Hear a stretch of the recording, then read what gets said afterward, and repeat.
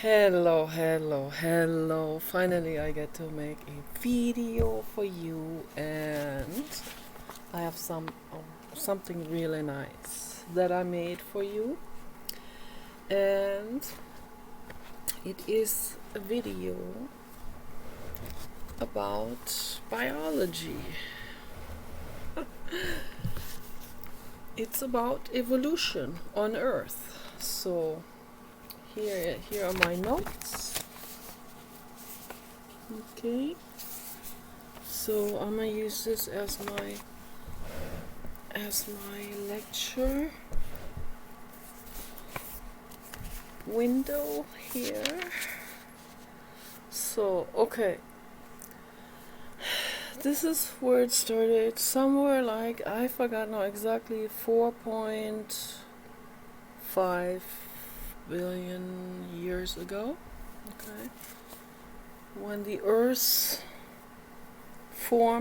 had formed itself. Okay, so, and then I don't really know how the moon came into existence, but I think what happened is there were many different meteorites and stuff like that collided, and then it also bounced back into orbit, and that's how the moon, I'm not showing you, and that's that's how the moon came into existence, through meteorites colliding, and then the moon also started to accumulate meteorites and got bigger and all of that. So I don't know in total detail was the moon and the Earth, but no, I'm just trying to recollect it as good as I can.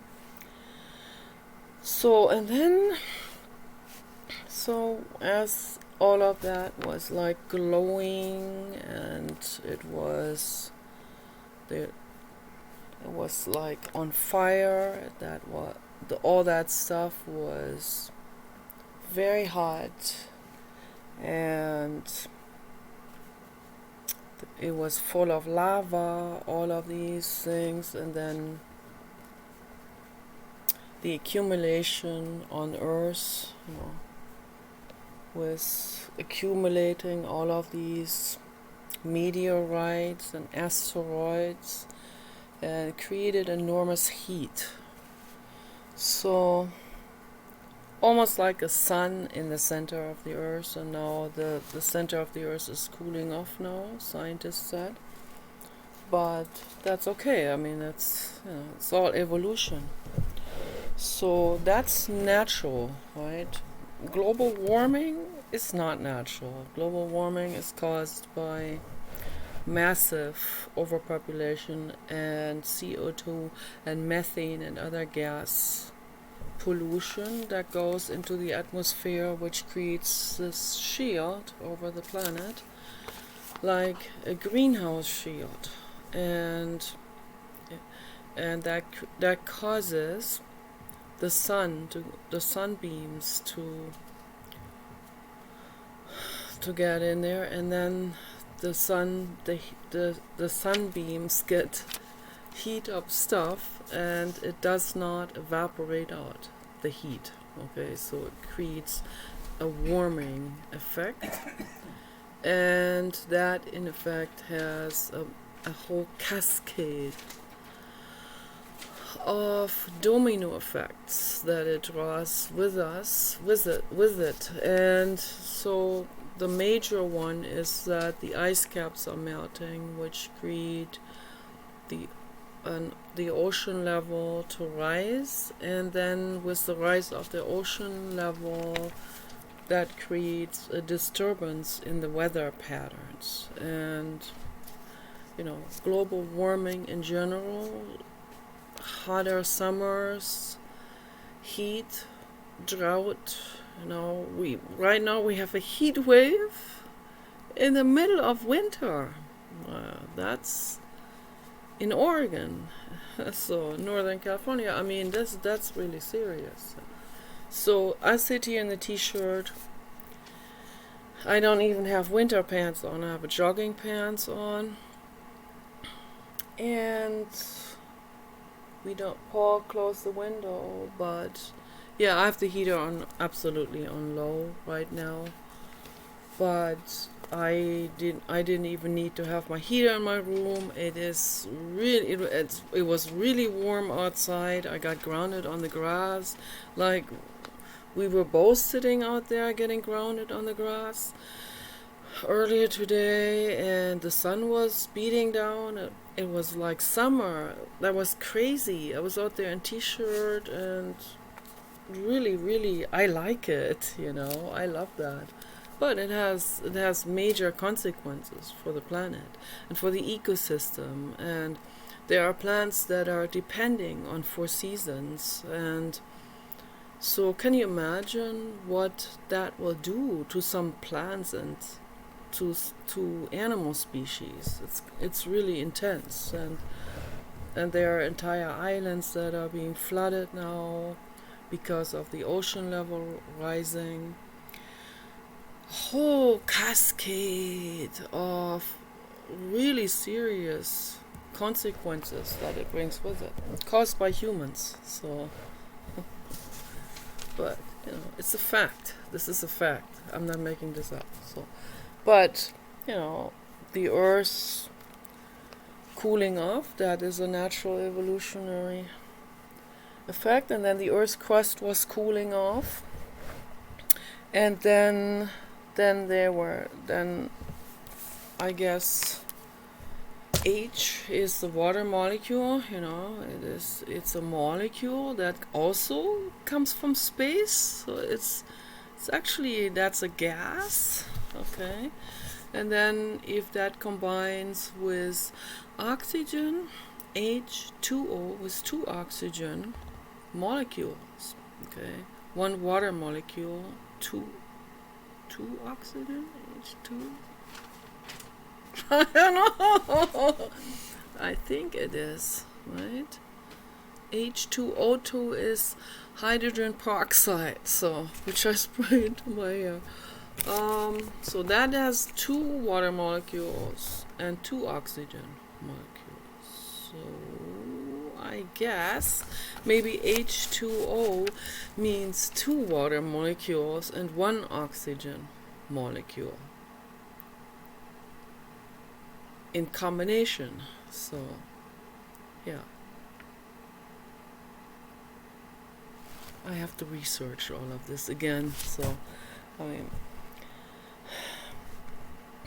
this is not a professional lecture or anything. I just thought I wanted to capture all of this, and then try to bring it across as good as I can. Yeah. I hope I inspire people with this, so that you go out there and you research this and you look it up and see, is this, did I get this right? So this is just what I recollect from school and from documentary films and stuff like this. I'm into this. I find evolution enormously interesting and fascinating. I'm a total dork and nerd, okay? I like science. So, yeah, then we had lakes, ocean, warm pools, hot springs, lightning, radioactive air, but no oxygen. Okay, so that was the primordial state in the very beginning. So these things were just starting to form. These chemicals were starting to connect, and so H2O was starting to recreate itself, from individual, I guess, from atoms. Okay, so atoms. H is the water atom, and O is oxygen atom. So I guess 2 water atoms and 1 oxygen atom. If I understand this correctly, that creates water. So that happens to form itself, then water formed itself, out of gases coming together, okay, forming a molecule, and that's the water molecule. Okay, and so then all of these pools started to happen, and that was the birth ground for life to come into existence. And then it took, enormous, like billions of years until this. People will say random. That's another thing to discuss. That goes more into philosophy.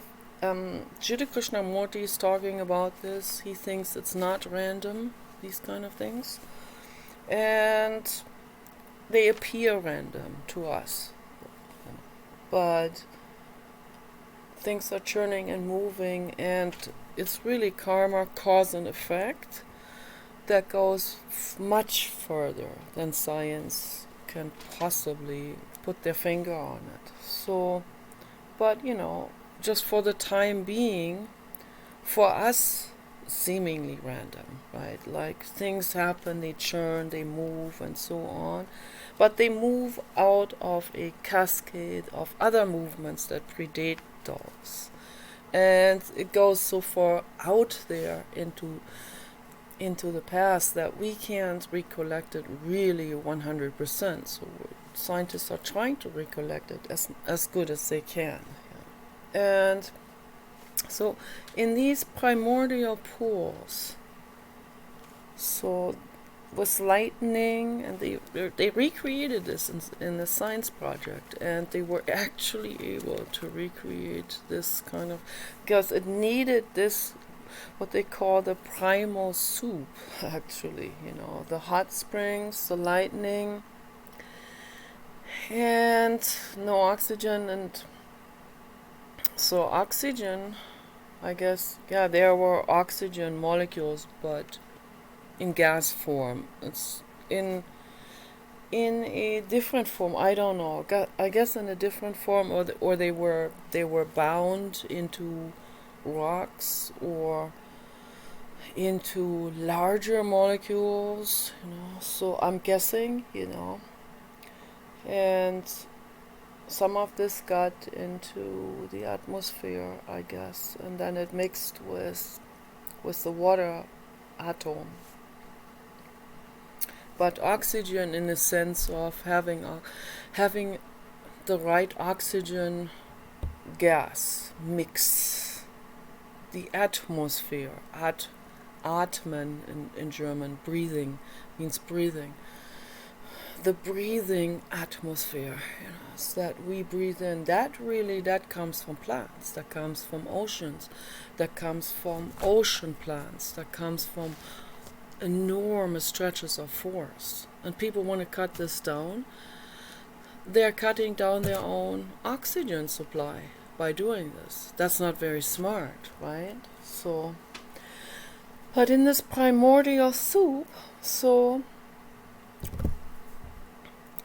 then suddenly the different chemicals mixed together, formed into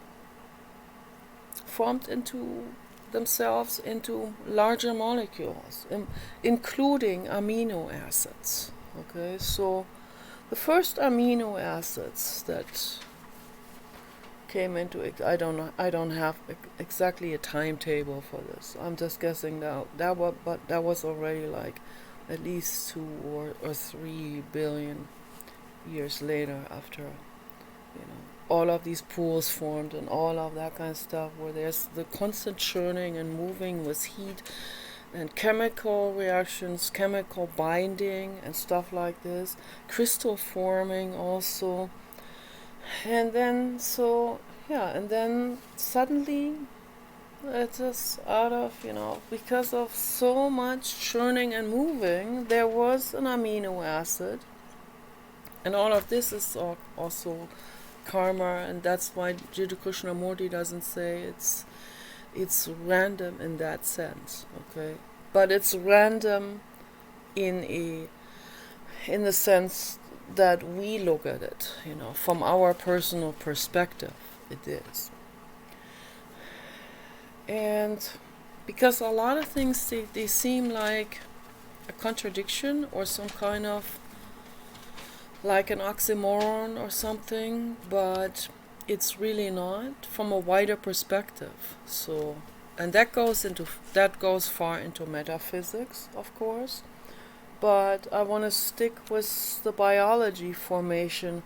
So then there was the first amino acids that were able to zip themselves like a zipper into two. And what happened here is, I explained this here.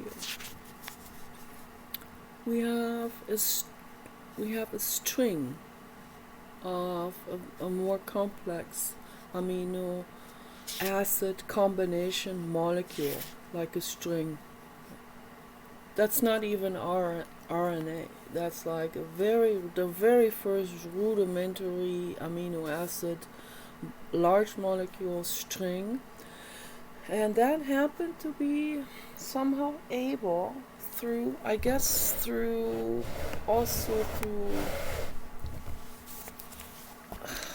I assume through magnetism, and through, it had a magnet function on each, somehow got that.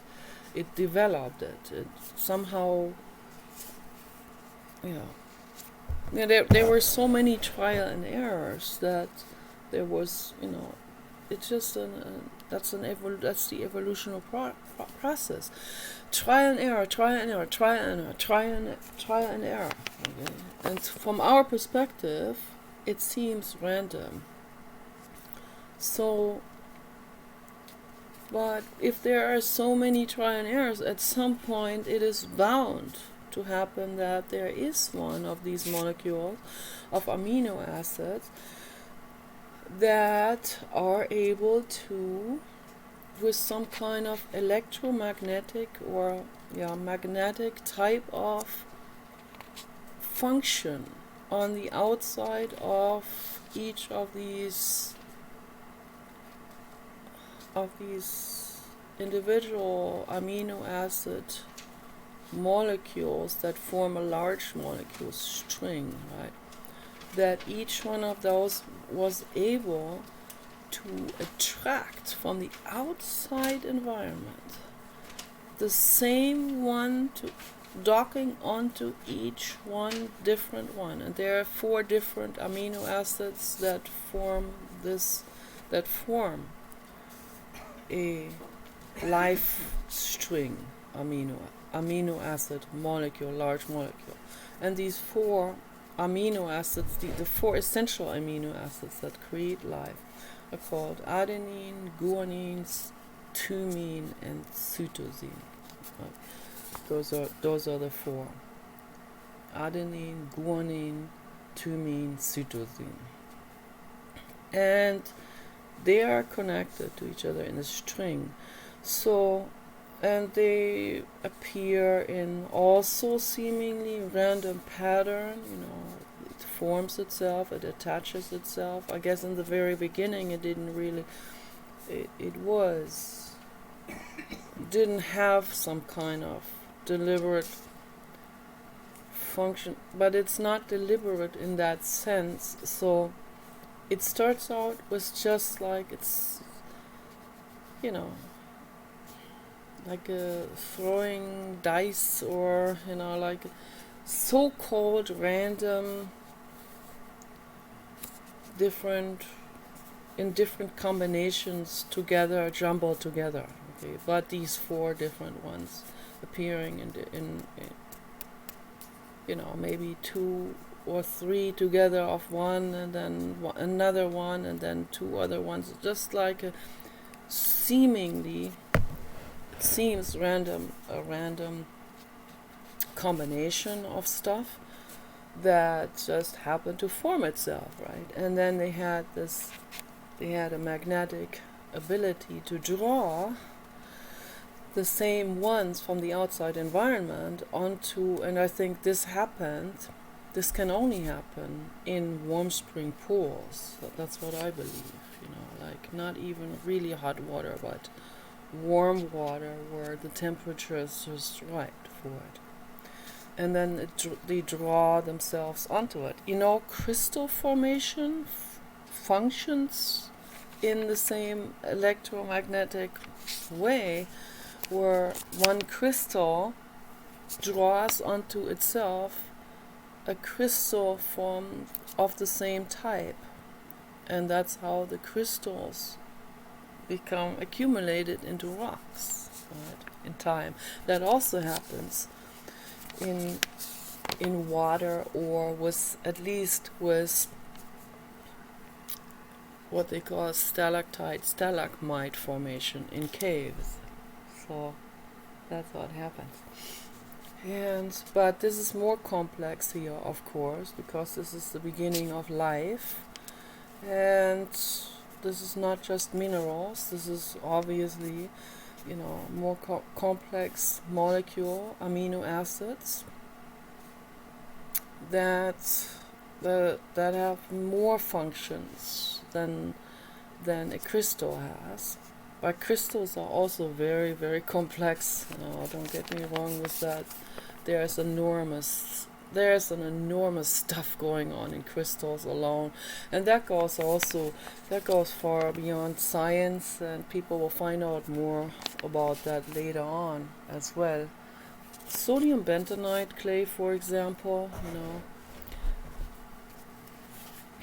that's an intelligent material. It really is. It's intelligent. It is so intelligent that when you hydrate that sodium bentonite powder, it almost looks like it becomes a live pudding. It creates like a pudding material where it's almost like one unit, like a blob that is like one unit. You can almost see like the surface of it is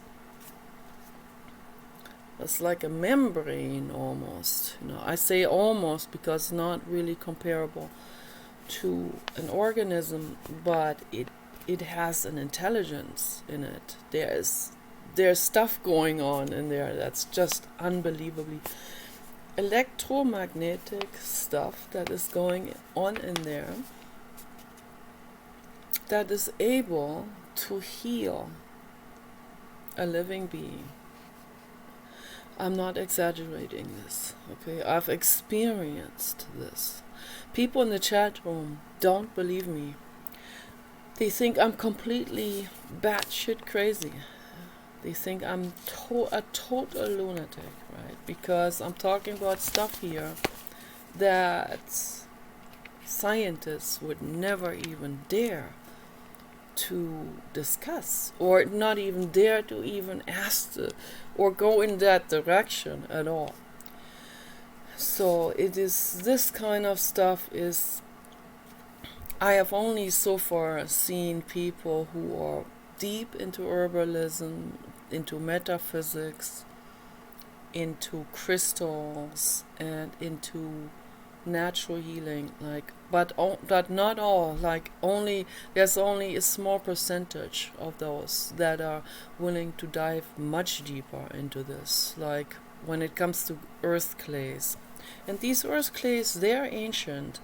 They are as ancient as the beginning, when the earth started to form itself. So lava and the first water, coming together, forming this lava and water, forming these, and also like lava dust, mixed with water, forming these sedimentations on earth of sodium bentonite clay, and many other clays as well that are also intelligent. But sodium bentonite clay is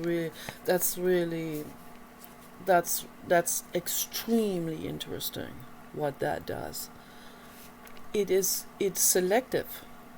It draws, if you put that on your body anywhere, it will draw out the impurities and the toxins, and it feeds your cells with vital nutrients. That's what happens. And not just draws it out electromagnetically, it adheres, just like this function here. It adheres electromagnetically. Electricity is magnetism, in a way. Okay, gravity is magnetism. People they don't really know what gravity is. Then there are people that say that has to do with strings or something, some kind of ether strings or something. Well, if they want to look at it from that perspective, I think it's both true. Whatever people say, it's all true in a way. It's those are gravitational fields, and they have to do with magnetism. And magnetism is also, like, it goes much further than into electrons and protons, which are already subatomic particles, okay, that are holding the different charge of polarity. And that's what's happening here, okay? And that's what's happening with sodium bentonite clay, believe it or not. It is amazing what it does. It's really like a layer of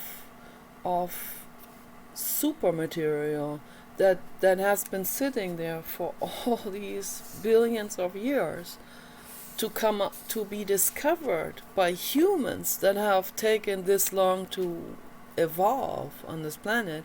Humans that are now causing themselves all kinds of problems through greed and doing things that they're not supposed to do, mixing chemicals up that they're not supposed to mix up, right?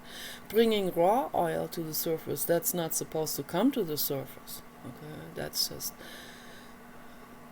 That causes enormous suffering, okay? In the ocean, with whales that are suffocating to death from raw oil spills, entire wetlands being destroyed by fracking. I have to bring these things up. This is very, very important. It all ties into this. People need to they should start to learn something about their own biology and about biology on Earth. I think this is extremely important. Okay.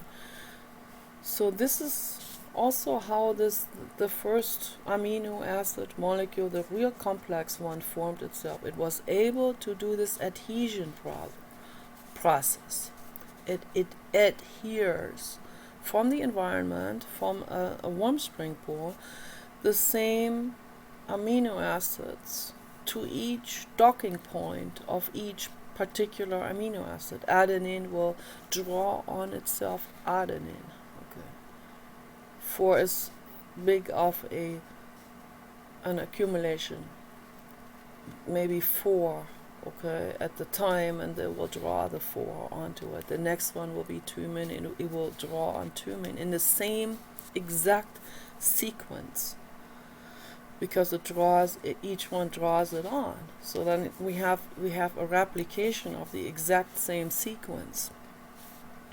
And then here you see how in what they call Anaphase, okay, is where we have these two together then, that dock together, and then they are suddenly able to zip themselves apart, and then we have 2 identical strings of the same combination amino acids.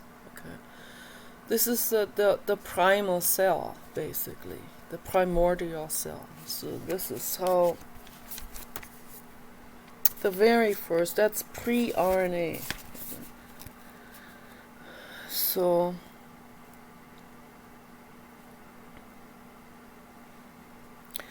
and so a virus came much later, but a virus is also not a cell. A virus is just an amino acid string, sort of. But the difference between the virus and this here is the virus evolved also much later. The virus is able to put itself into a cell of a mammal, of any animal. Okay. So it embeds itself into a cell, and then kind of it gets rid of the cell's own nucleus, which holds the DNA. I don't know. I guess it disables the cell's own nucleus, and it replicates inside itself in that cell. So it makes a cell of an animal into its own DNA, and that's how it is able to create an anaphase through a borrowed cell from another organism. And then zips itself apart, creates an identical virus, and then you know how it goes, exponentially, right?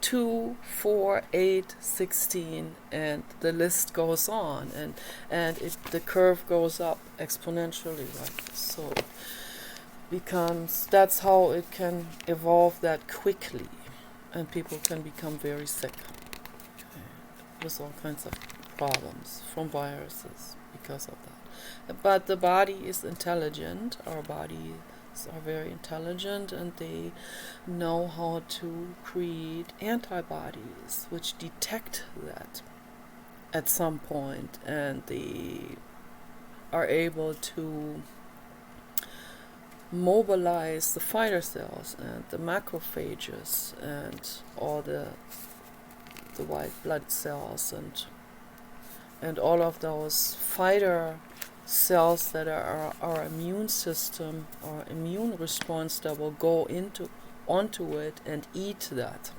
They will eat the virus. So they will recognize them as an invader. Okay, so this is just, you know, it's an ecosystem within each organism also. It's the kind of stuff that's going on inside of an organism, like a human or dog or horse, it's enormous. It's a whole world that of evolution itself, inside of each organism. There are all kinds of things that are happening there. You know, there are all kinds of parasites that are going on, and when it goes undetected, and when people don't do holistic healing, when they don't know how to take care of themselves in that way, then these parasites can really grow and take over. And that Dr. Richard Schultz, he reported from his time of working at the university in terms of cutting open cadavers and stuff like this. He was studying that very intensively. He didn't study medicine all the way through. He studied holistic medicine, but that was all part of it, also to study cadavers and all of this. And they cut a lot of people open, and they saw the most hideous parasites you can possibly imagine. And he talked about this. They looked like all kinds of different forms of pasta, actually. Those are multicellular organisms that have evolved inside of mammals. They also had a long time to evolve. There's an evolution happening inside. It's unbelievable what's happening in there. And then it goes so far that what I heard, what really shocked me, is that there are parasitic entities, we could call them, that are actually part of the human DNA itself, that can be turned on or off, that can be activated, or they can stay inactive. So what triggers something like this to be activated and then kind of jump off or do this here and jump off the human DNA and then start to grow something parasitic. So cancer cells or mutations, actually, it's similar to that, actually, so, but actual parasitic entities that are like worms or something that can also jump off the human DNA, actually, that can be inherited. I mean, that's really bizarre. That's like something that you would see maybe in the X-File movie. Oh, I'm wearing my evolution t-shirt. This is maybe a mitochondria, which is inside of a cell. This could also be one of the first cells. And this here is one of one of the first amoebas. So a cell and an amoeba.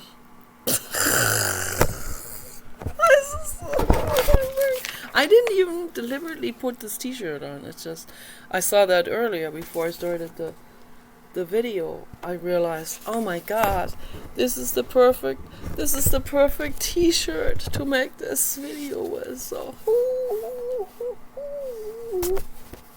gorgeous. Absolutely love it. Amoeba.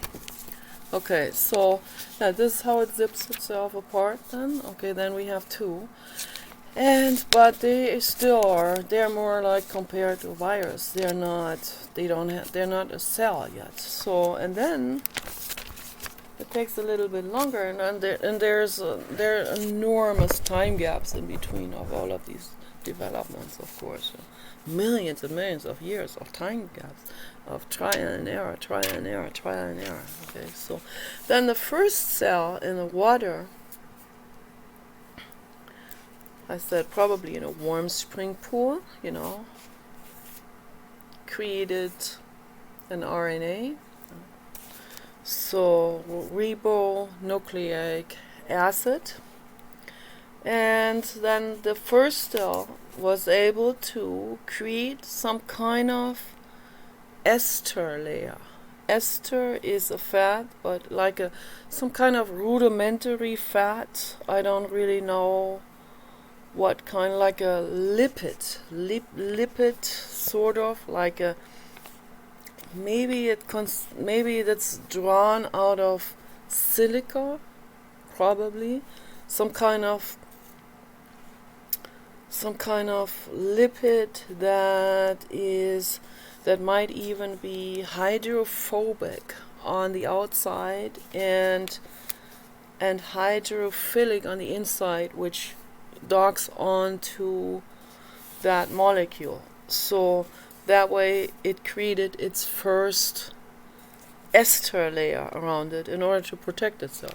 So that created a protection to the first self-replicating amino acids. Okay.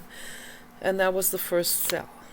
Okay, so, and then that entire cell was able to zip itself apart, including with the esters and all of that. Then it zipped itself apart into two cells, and then it went from there exponentially.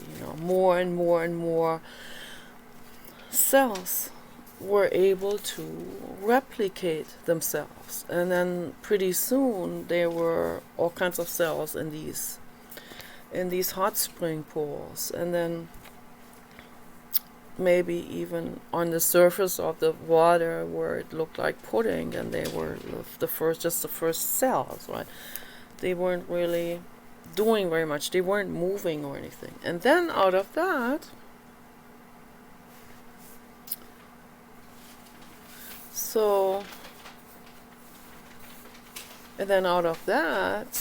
were the first flagellate cells. Grew the first flagellate cells, where they actually were able to grow a tail. The first single cells, microscopic.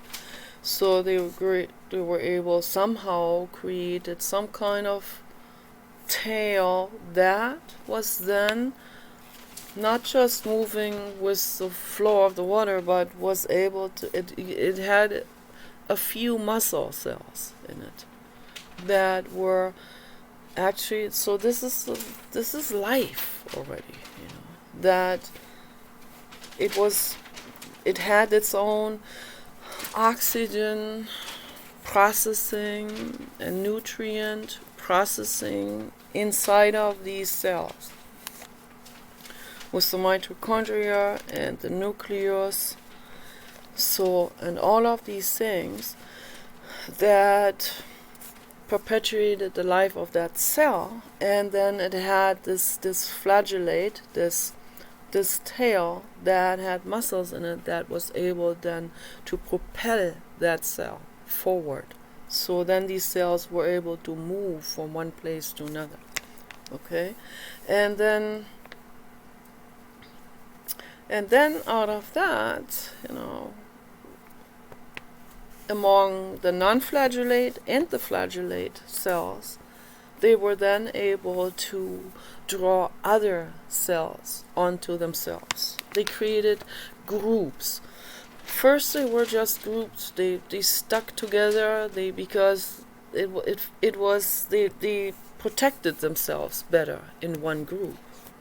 And then who knows what else went on, all kinds of then different cells maybe that were eating the other cells, who knows. So, but this is evolution, So then the groups, whatever groups started forming groups of cells, they survived because they were in a group, and then this entire group started to create an ester layer around itself. Okay, so that's when the first multicellular organisms came into existence, and those are the primordial worms. Those are the pre-worms, so which are also called amoebas. Okay, amoebas or mites also. Mites. No, mites came much later than that. Okay, but kind of like in the way of multicellular organisms, that mites are much more complex, of course, than amoebas.